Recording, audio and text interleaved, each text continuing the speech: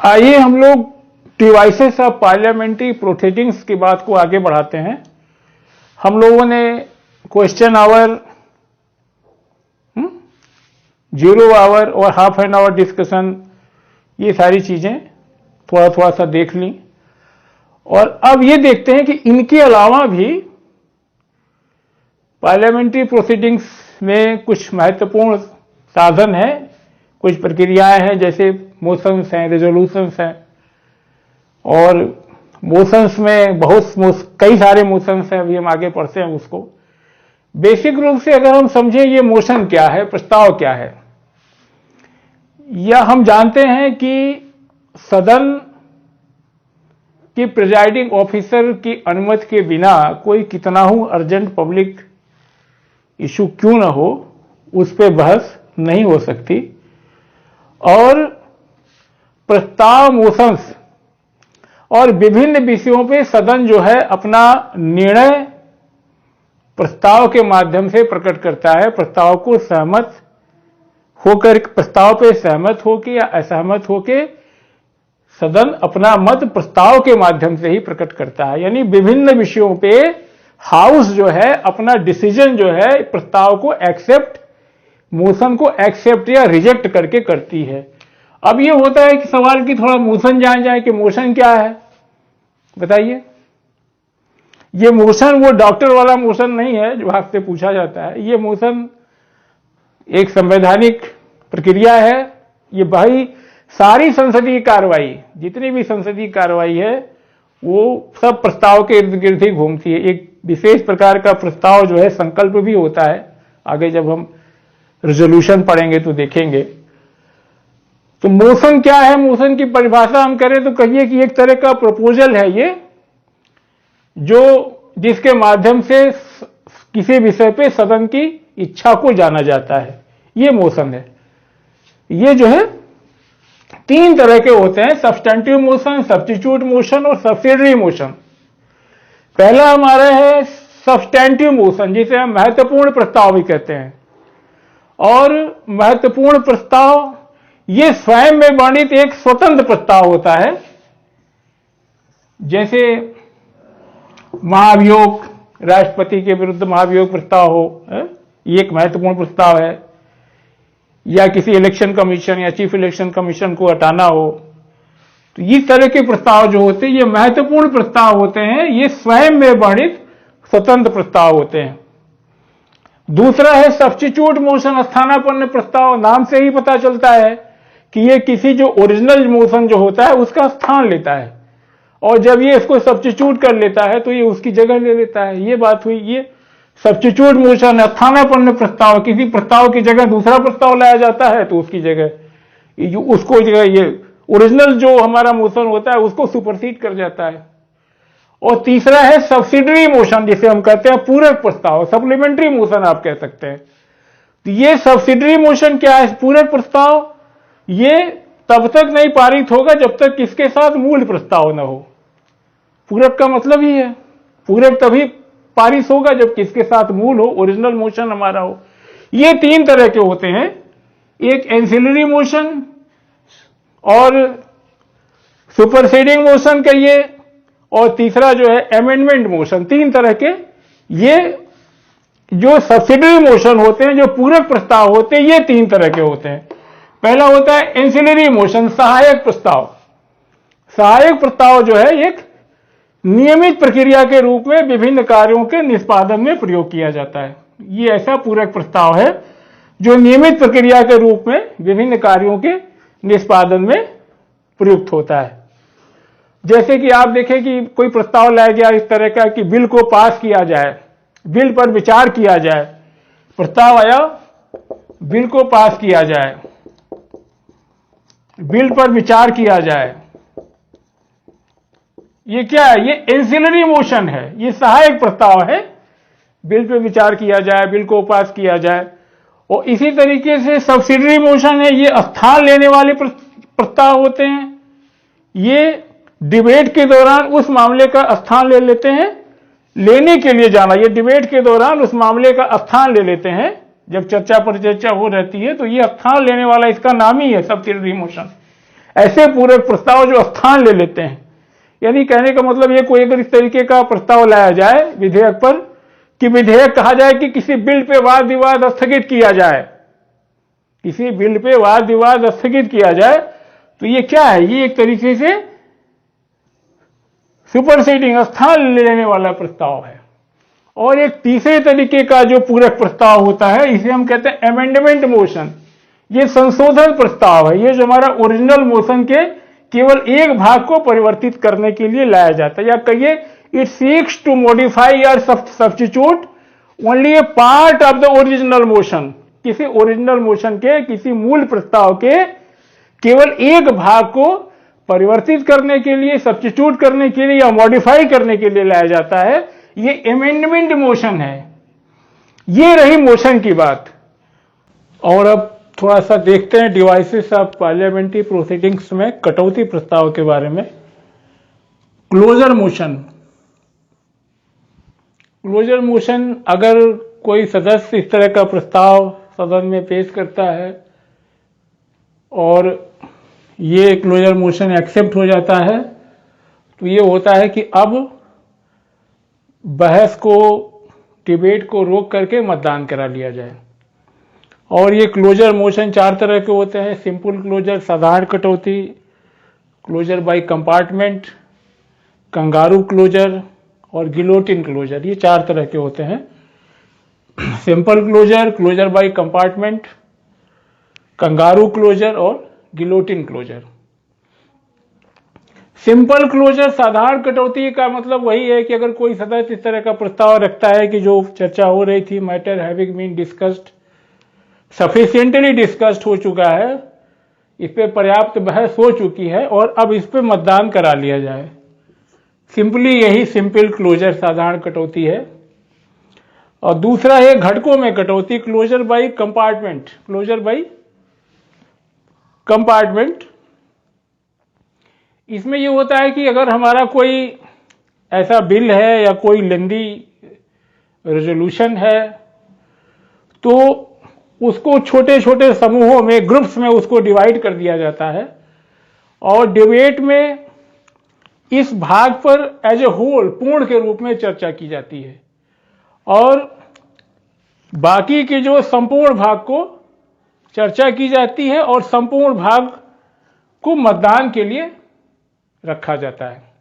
यानी कहने का मतलब, इसको इंग्लिश में कहिए तो grouped into parts and the debate covers the part as a whole and the entire part is put to vote। ये हो गई क्लोजर बाय कंपार्टमेंट की बात। तीसरा है कंगारू क्लोजर।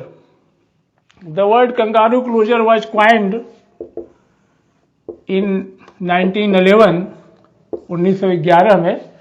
कंगारू क्लोजर में ये होता है कि जो किसी बिल का इंपॉर्टेंट पार्ट्स होता है, इंपॉर्टेंट क्लास होता है, महत्वपूर्ण क्लास पे ही डिबेट और वोटिंग होती है।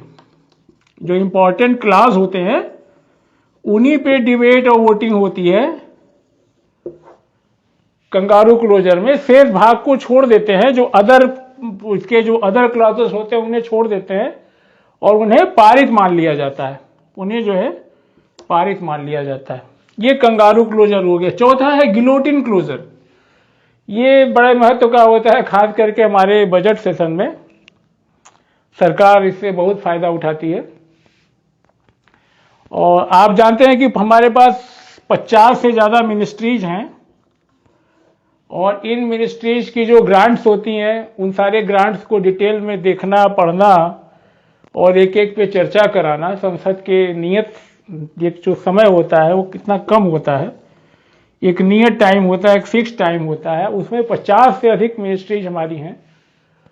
उनमें जितने भी ग्रांट्स हैं सब पे चर्चा करा पाना करीब करीब असंभव है। तो सरकार क्या करती है कि जिन भाग पर चर्चा नहीं हो पाई है उन्हें बिना चर्चा के ही उन पे मतदान करा करके उन्हें पास करा लिया जाता है।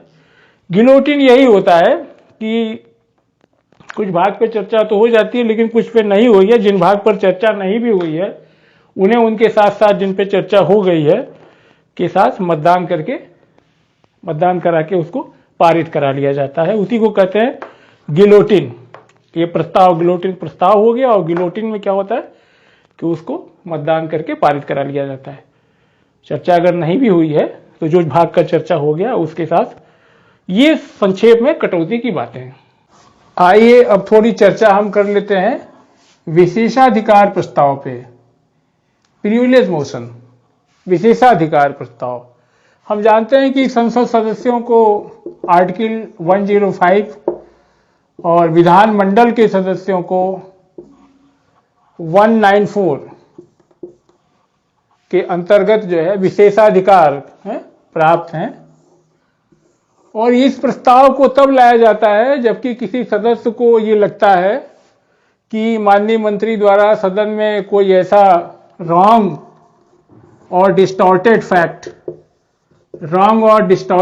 दिया है, कोई गलत सूचना दी गई है, या कोई सही सूचना न देकर के कोई गलत तथ्य प्रकट किया गया है, या सही तथ्य प्रकट नहीं किया गया है, रॉन्ग और डिस्टॉर्टेड फैक्ट प्रस्तुत किया गया है, तो ये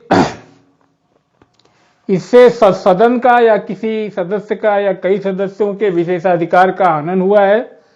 तो ऐसी स्थिति में कोई सदस्य प्रस्ताव लाता है और ये प्रस्ताव संबंधित मंत्री की निंदा करने के लिए लाया जाता है। एक तरीके का ये सेंस्योर मोशन होता है। तो ये विशेषाधिकार से संबंधित है।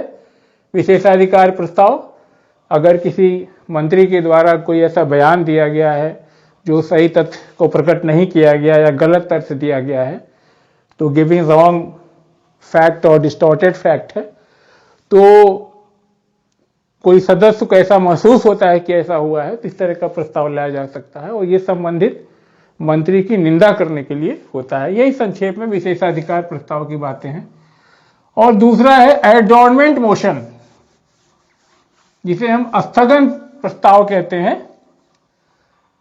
बिना अध्यक्ष की अनुमति से सदन में जो एजेंडा ऑफ द डे होता है, एजेंडा ऑफ द डे, उससे हट करके कोई कार्रवाई नहीं की जा सकती। लेकिन अगर कोई ऐसा इशू है जो कि अर्जेंट पब्लिक इंपॉर्टेंस का है, वो स्पेसिफिक है, फैक्चुअल है और अर्जेंट पब्लिक इंपॉर्टेंस का है, कोई ऐसा विषय है जो कि स्पेसिफिक है, फैक्चुअल है और अर्जेंट पब्लिक इंपॉर्टेंस का है, और ऐसा कोई मामला जिससे कि पूरे देश पे इसका असर पड़ने वाला है, तो ऐसे कि कोई सदस्य अगर ऐसा मामला उठाना चाहता है, स्थगन प्रस्ताव पेश करना चाहता है, यानी जो उस दिन का जो बिजनेस ऑफ द डे है, जो एजेंडा ऑफ द डे है, उसको रोक करके ये महत्वपूर्ण विषय को उठाना चाहता है, तो उस सदस्य को स्थगन प्रस्ताव, एडजॉर्नमेंट मोशन लाना होता है। और ये किन विषयों पे नहीं आ सकता, जैसे कोई विशेषाधिकार का प्रश्न है, तो उस पर स्थगन प्रस्ताव नहीं आएगा। दूसरा यह है कि कोई अगर सब्सटेंटिव मोशन है, इससे जुड़ा हुआ कोई मामला है, या कोई ऐसा इशू है जिसपे कि उसी सेशन में पहले चर्चा हो चुकी है, उसी सेशन में अगर पहले चर्चा हो चुकी है, तो वो भी विषय स्थगन प्रस्ताव में नहीं उठाए जाते। और विषय बता दिए कि ऐसा होना चाहिए जिसपे कि समूचे देश पे असर पड़ने वाला हो, स्पेसिफिक हो, फैक्चुअल हो, अर्जेंट हो। अध्यक्ष जी को अगर ऐसा लगता है, और क्या नहीं होना चाहिए यह भी आप जानते हैं कि विषय गवर्नमेंट ऑफ इंडिया से रिलेटेड होना चाहिए, सबजुडिस मैटर नहीं होना चाहिए। स्थगन प्रस्ताव में अगर आप कोई ऐसा इशू उठाना चाहते हैं, वो सबजुडिस नहीं होना चाहिए है? और ये भी है कि ये मामला डायरेक्टली और इनडायरेक्टली, सीधे या अप्रत्यक्ष या अप्रत्यक्ष रूप से केंद्र सरकार से, गवर्नमेंट ऑफ इंडिया से जुड़ा होना चाहिए। राज्य सरकार से संबंधित मामले इसमें नहीं उठाए जाते। लेकिन हाँ, अगर कोई ऐसा इशू है कि अनुसूचित जनजाति, अनुसूचित जाति या समाज के कमजोर वर्गों पे कोई अत्याचार हो रहा है, कोई इस तरह की घटना है, तो जाहिर सी बात है कि संसद हाथ पे हाथ धर के नहीं बैठ सकती, तो फिर इस पे चर्चा होती है।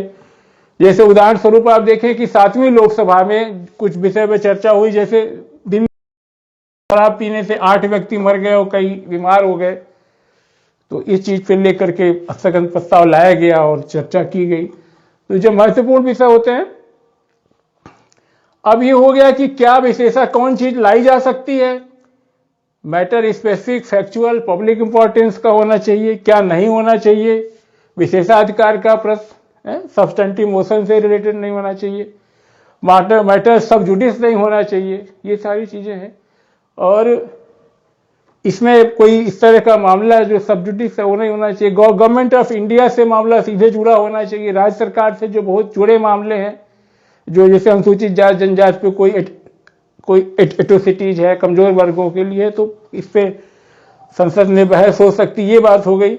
अब ये कि बहस होगी कैसे, अध्यक्ष जी को जब इस तरह की कोई स्थगन प्रस्ताव लाने के लिए कोई अनुमति मांगता है, तो अध्यक्ष जी नियमानुसार उसका अध्ययन करने के बाद सदस्य के द्वारा ये प्रक्रिया अपनाई जाती है कि सदस्य को जिस दिन स्थगन प्रस्ताव प्रस्तुत करना होता है, वो ठीक 10 बजे, जिस दिन स्थगन प्रस्ताव प्रस्तुत करना होता है वो ठीक 10 बजे सदस्य उस सदन के जो जनरल सेक्रेटरी हैं, महासचिव जी को अपना प्रस्ताव दे देता है, और एक प्रति अध्यक्ष जी को, और एक प्रति कंसर्न मिनिस्टर को, और एक प्रति जो है संसदीय कार्य मंत्री को, पार्लियामेंट्री अफेयर्स मिनिस्टर को, इसकी प्रति 10 बजे सर्व कर देता है। और फिर अध्यक्ष जी देख लेते हैं, नियमानुसार है तो वो इस बात पे सहमत हो जाते हैं। तो जो ही हमारा प्रश्नकाल, क्वेश्चन आवर खत्म होता है, 12 बजे खत्म होता है क्वेश्चन आवर, 12 बजे प्रश्नकाल समाप्त होने के तुरंत बाद अध्यक्ष जी उस सदस्य को बुलाते हैं और कहते हैं कि अब आप सदन के सामने आ जाइए और अब आप जो है इस प्रस्ताव को प्रस्तुत करने की अनुमति मांगिए। तो सदस्य महोदय आकर के अपने प्रस्ताव पर अनुमति मांगते हैं। तो अगर विरोध किया जाता है तो अध्यक्ष जी ये कहेंगे कि भाई ऐसा है कि जो लोग प्रस्ताव के समर्थन में हैं वो लोग जो है खड़े हों। तो अगर 50 सदस्य जो है स्थगन प्रस्ताव के समर्थन में खड़े हो जाते हैं, एडजॉर्नमेंट मोशन एम कहिए के पक्ष में, तो सदन में अध्यक्ष जी ये कह देते हैं कि अब स्थगन प्रस्ताव पेश किया जाता है। और स्थगन प्रस्ताव पेश किए जाने पे होता है क्या, स्थगन प्रस्ताव पेश किए जाने पे ये होता है कि 4 से लेकर के 6:30 बजे तक अमूमन 2.5 घंटे इस पे खूब चर्चा होती है। और ये एक तरीके का आप समझिए कि निंदा, इस तरीके से इसमें एक सरकार की निंदा अंतर्ग्रस्त होती है। और इसका महत्व ज्यादा है। महत्व ये है कि अगर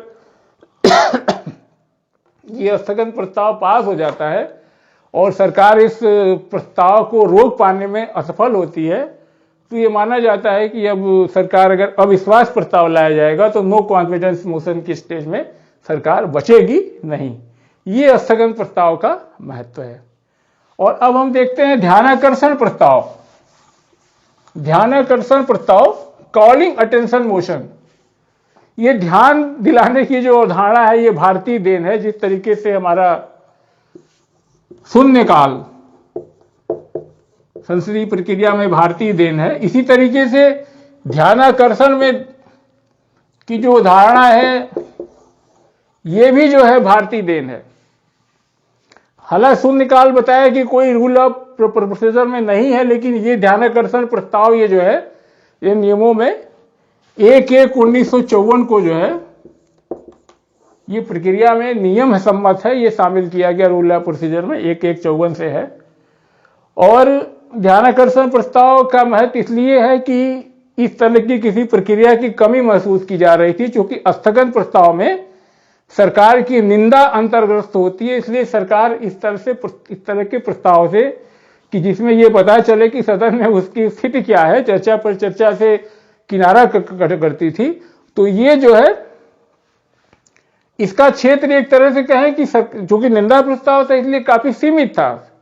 जो सत्ता पक्ष होता था उसकी रुचि इसमें कम होती थी। और ध्यानाकर्षण प्रस्ताव जो भारतीय अवधारणा है, ये कोई सदस्य किसी समाचार पत्र में कोई छपी हुई ऐसी घटना है या उनके संसदीय क्षेत्र से कोई उनको निजी इस तरह की जानकारी मिलती है जो बड़ी इंपॉर्टेंट है, महत्वपूर्ण है, उनके संसदीय या उनके क्षेत्र से, उनके निर्वाचन क्षेत्र से कोई इस तरह का पत्र व्यवहार होता है, तो इस तरह का कोई मामला उनको महत्वपूर्ण लगता है, प्रस्ताव में उसको उठाया जाता है और ये उस पर खूब खुल करके चर्चा पर चर्चा होती है। और इसकी अच्छाई ये है कि इसमें मतदान नहीं होता, इसमें वोटिंग नहीं होती, इसलिए सत्ता पक्ष और विपक्ष दोनों ध्यानाकर्षण प्रस्ताव में इशू कौन से होंगे? इशू वही है जो पब्लिक इंपॉर्टेंस के अर्जेंट इशू होंगे, पब्लिक इंपॉर्टेंस के जो हमारे अर्जेंट इशूज होंगे वही इसमें उठाए जाएंगे। और इसका उद्देश्य यही होता है कि माननीय मंत्री जी जो है, जो अर्जेंट इशूज है उस पर आवें और वक्तव्य दें। मुख्य ध्यान ये होता है ध्यानाकर्षण प्रस्ताव में ध्यान दिलाना, देश भर में इसकी चर्चा पर चर्चा होती है और माननीय मंत्री जी आकर के इस पे वक्तव्य दे देंगे और यही इसका उद्देश्य है। इसमें आप सप्लीमेंट्री भी कर सकते हैं। इस प्रस्ताव में जब बहस होने लगती है तो आप प्रश्न पूछ सकते हैं, अनुपूरक प्रश्न पूछ सकते हैं और लास्ट में जो है इसमें संक्षिप्त टिप्पणी का भी प्रावधान है। तो ये एक व्यापक भारतीय प्रक्रिया है जो 1954 से शुरू हुई, जिसमें किसी अर्जेंट पब्लिक इंपॉर्टेंस पे, किसी सार्वजनिक महत्व के जो विषय हैं, जो महत्वपूर्ण विषय है, उस पे सदस्य जो है सदन का ध्यान दिला सकते हैं। निंदा प्रस्ताव नहीं होने के कारण सत्ता विपक्ष दोनों ये बड़ा सक्सेस रहा है ध्यानाकर्षण प्रस्ताव और एक बड़ी महत्वपूर्ण आपका ये अवधारणा या एक बड़ी महत्वपूर्ण गणतंत्री प्रक्रिया है, जैसे कि सरकार का ध्यान वो जो है किसी महत्वपूर्ण गंभीर विषय पे, किसी सार्वजनिक महत्व के गंभीर विषय पे ध्यान आकृष्ट किया जाता है और माननीय मंत्री वक्तव्य देते हैं इस पे आकर के। तो ये इस प्रस्ताव का महत्व है।